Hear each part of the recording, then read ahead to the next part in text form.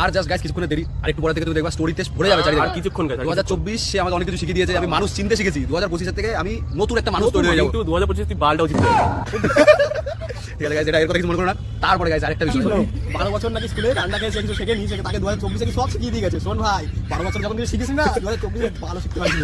25 বালটাই ছিল মনে হয়। এইসব তো বাদ দে ভাই, আরেকটা জিনিস গাইস খেয়াল করো, ফার্স্ট জানুয়ারি থেকে জিমে তুমি ভিড়ে একদম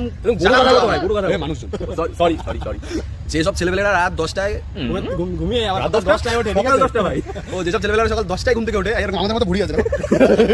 ওরা ভাই জিমে যাবে, লেগ মারবে, তোর লেগ ভেঙে যাবে একটা লেগে, তুই 22 মারবি, তোর 22 ভেঙে যাবে, তারপর তুই বাড়ি কি করে আসবি ভাই? কি দরকার ভাই, তুই বাড়িতে শান্তিতে ঘুমা ভাই। শোন ভাই, দেখ ভাই 2025 তুই এমন না যে ভাই তোর হাতে একটা ঘড়ি চলে যাবে, তুই বেন্টেন হয়ে যাবি, এসব কিচ্ছু না ভাই।